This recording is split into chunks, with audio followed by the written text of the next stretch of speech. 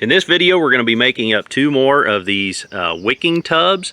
And before anybody says anything, I know the camera is going to be kind of shaky in this video. My hands shake really bad, and I do what I can to hold the camera steady.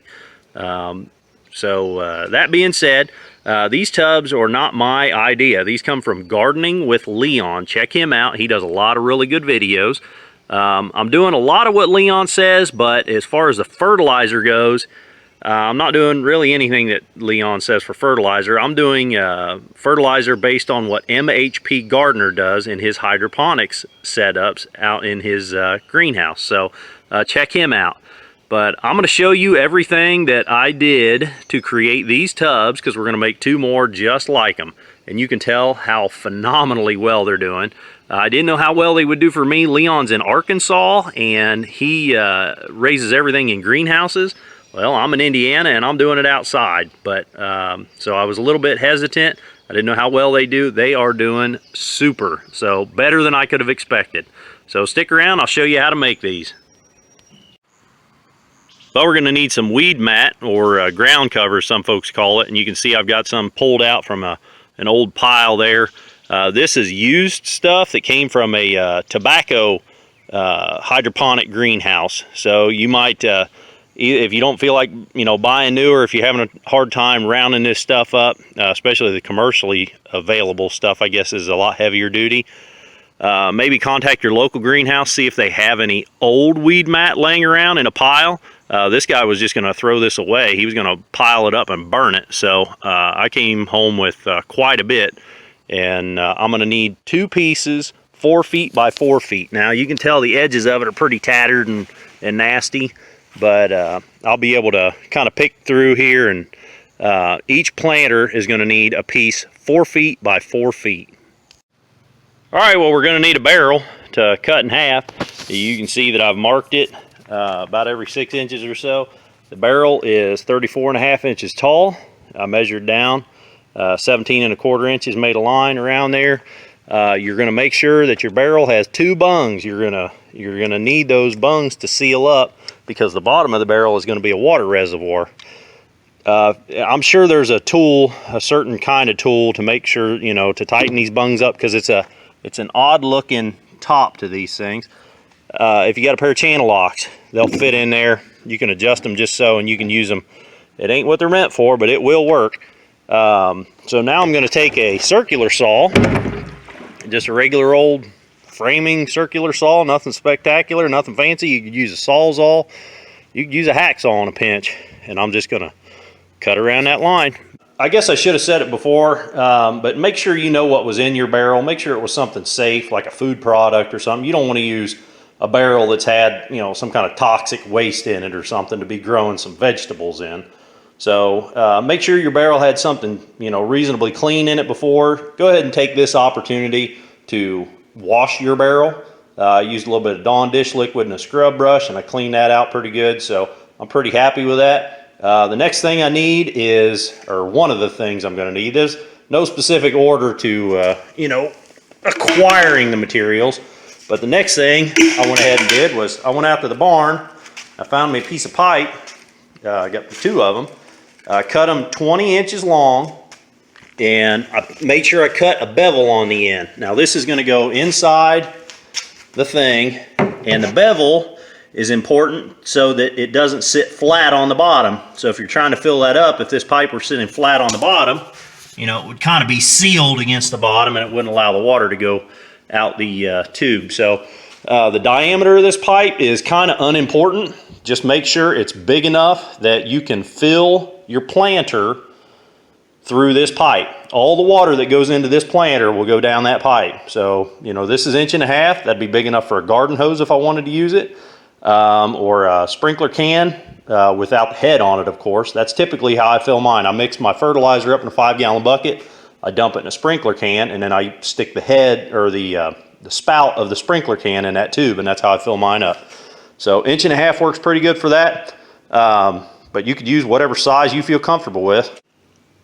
There's my 4-inch drain tile. Now it comes in 100-foot rolls, which is how this came, and a lot of hardware stores will also carry 10-foot lengths. Leon uses 6-inch drain tile in his. That 6-inch drain tile is about $1 a foot for a 100-foot roll, costs about $100. This stuff is about 33 cents a foot, so it's way cheaper. 4-inch, this setup is how I did those other ones, and it worked out real well. Now, I didn't mention my drain hole. So I drilled a drain hole 5 inches up from the bottom. Now, Leon says, this is a quote, this is how big a hole to make there. Big around as your little finger. Well, I guess my little finger is about a 1/2 inch diameter, so I drilled a 1/2 inch hole and I put it in line with a pipe. You want your, this is how you want it set up. You want your lines running this way, in line again with that hole, and you want your fill pipe in line with that hole, pretty close. This is the soil we're going to be filling these tubs up with. You can tell it's Burger BM7. Leon mixes his own compost up. He makes it out of, I don't know, manure and tree trimmings and just, I don't know, I guess whatever he can get his hands on. But he has commented in his videos before about this BM7 being an alternative, you know, to his stuff. So it's going to take, it should take 1.5 bags per planter. And those 4 planters, it took me 6 bags. So I got 3 bags here. Stuff ain't cheap. It's about $13 a bag. And if you can't find Burger BM7, look for another, you know, maybe local to you, bark mix, or a potting soil, something like that. Something that's loose, something that drains really well. But anyhow, again, check Leon's videos. He'll give you ideas throughout, you know, what to use if you can't find exactly this stuff. So you can see this one doesn't have the fabric in it yet, and I've kind of tucked this one down. So you can kind of see how this works.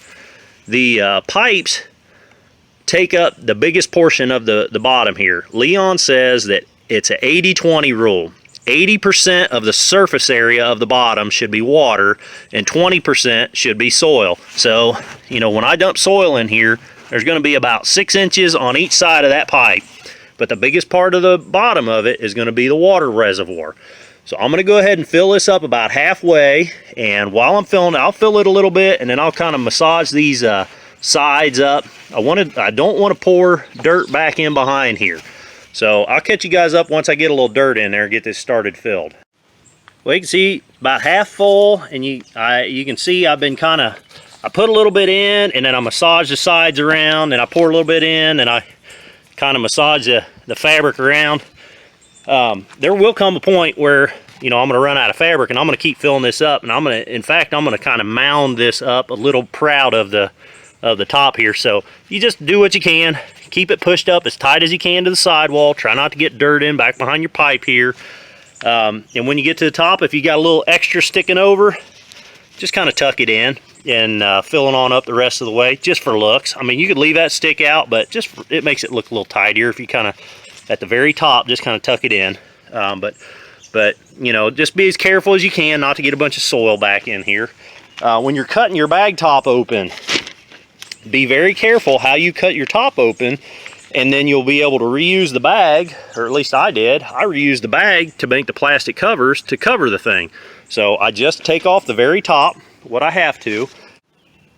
Well, I got both my planters full, pretty well level with the rim. I kind of packed them down.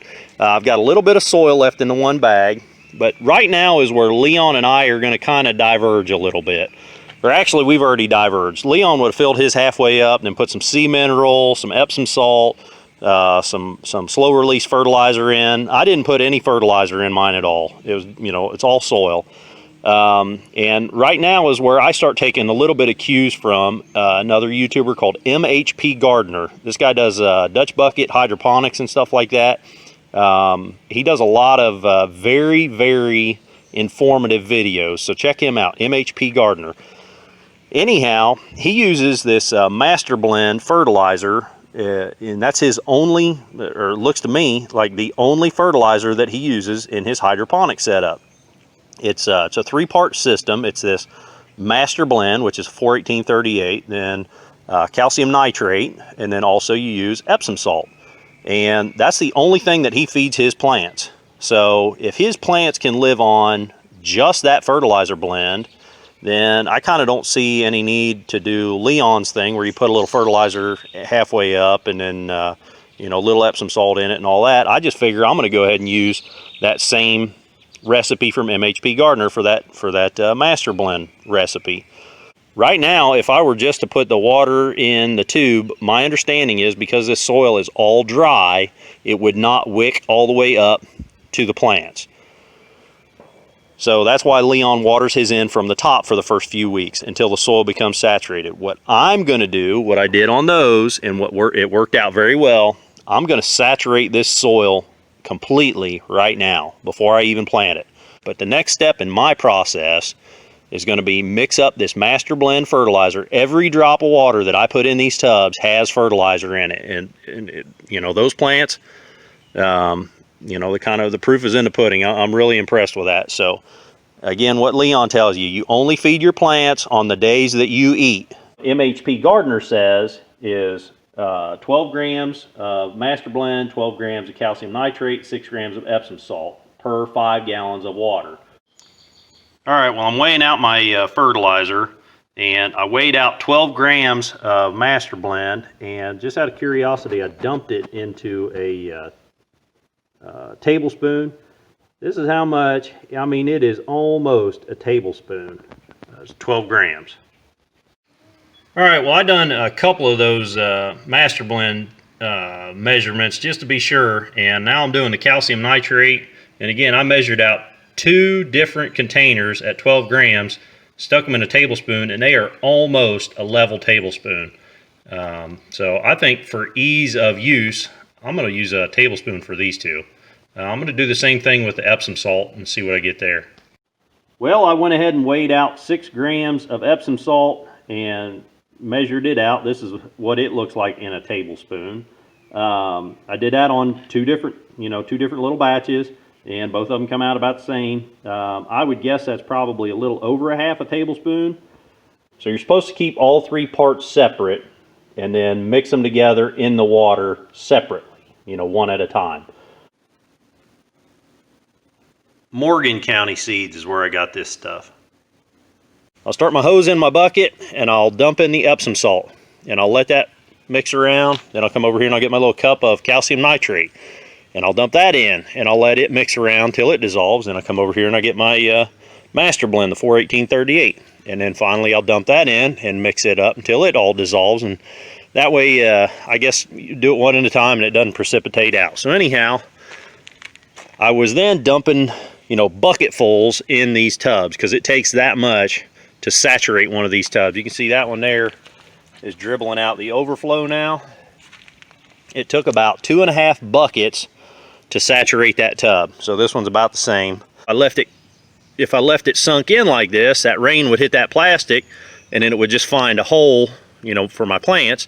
That rain would just go right in. And I don't want that rain in there because I want every drop of water in here to have fertilizer in it. So I only want these plants getting the water that I give them. I don't want any rain getting in here if I can help it. So I'm going to go ahead and put the dirt on here, kind of mound it up. And now, since that's all saturated, I'm going to use my sprinkler can to kind of wet it in very gently because I don't want all my soil running off the bucket or off the pot. I'll show you what I mean when I get that done. I'm going to mound it up with soil. I've got a fertilizer mix in there. I'm going to use my sprinkler can then to wet that mound down.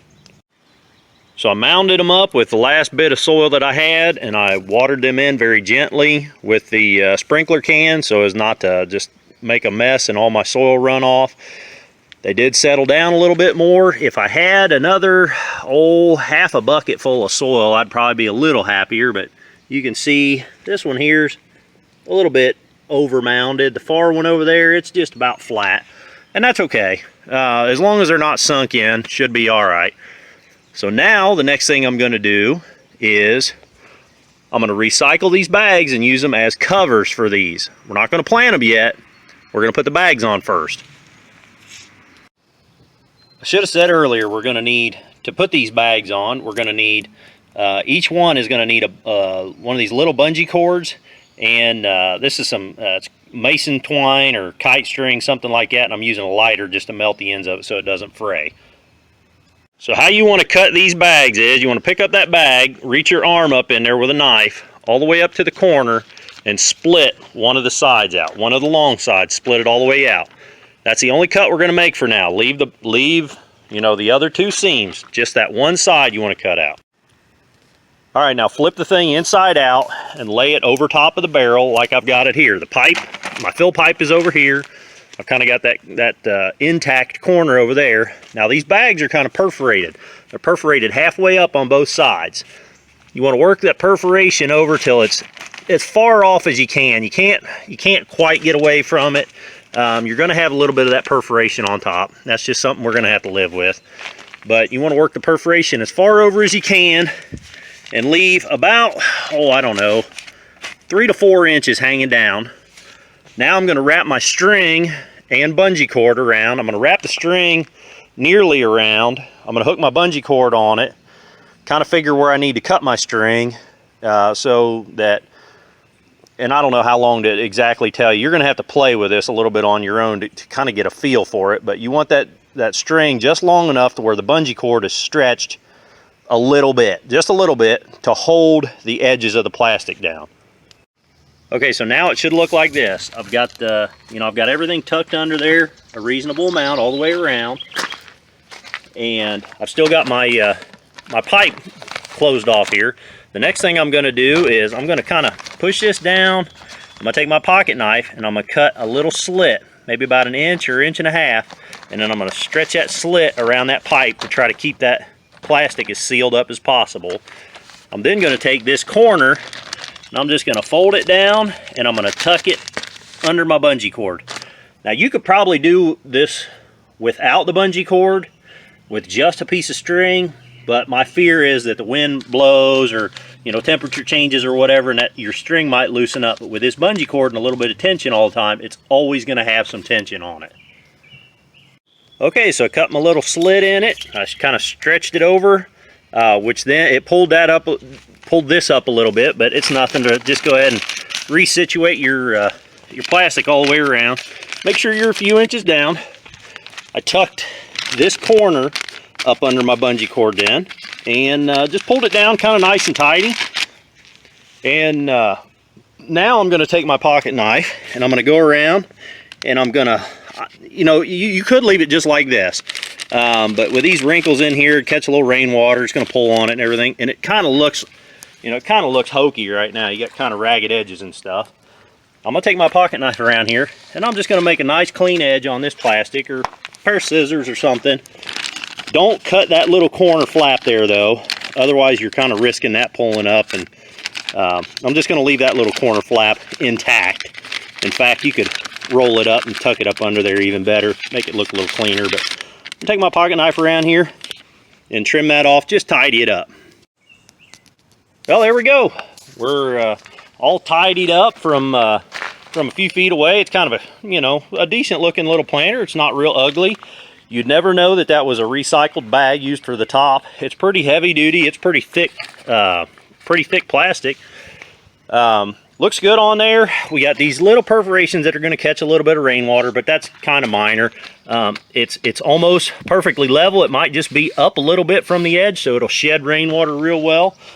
Now we're ready to plant, and depending on what you're going to plant, is going to determine how you plant it. You might plant one plant right in the middle. If you really want, a good, strong, vigorous tomato plant or something, you plant, one plant right in the middle. If you're planting cabbage plants, you might want 2, you might want 4. If you're doing, little bib lettuce, some little bitty plants, stuff like that, you could get away with, maybe you might cram 4 little lettuce heads in there, or 6. So depending on what you plant, you can plant this different ways. But to plant it, we're going to take our pocket knife, or again a scissors. We're going to cut just a little X, just enough where we can get our fingers in there and work. Kind of stick your fingers in there, spread your soil out, gingerly put your plant in, and then reach in as much as you can and kind of smash the soil back around it. And that's pretty much it. Well, we got this one planted up, and I'm waiting on seeds to come in to plant that one. This is actually about 3 days later. I lost the light that evening, and you couldn't see on the video anymore. You can tell that I'm doing another little experiment here. This hole doesn't have anything in it yet. I'm going to see if I can get seeds to start in these planters. So far, everything I've done is started plants. And you can see that that pumpkin's a little bit wilty. It's almost 90 degrees today out in the sun, and you know, he's not real happy yet. He'll toughen up. You can see his big brother's already toughened up. But anyhow, guys, the big draw to these planters is I won't have to water this for at least a week. Now, those bigger plants, those zucchinis, they're starting to get pretty thirsty, and I'll probably be watering them every couple, 3 days. But this one, with these little guys here, they won't need water for at least a week. So anyhow, check out Gardening with Leon. And also check out MHP Gardener. And if I helped you with this one, guys, click that thumbs up button. If you'd like to see more videos like this or me working out in the shop, click the subscribe button. And until the next video, keep on tinkering.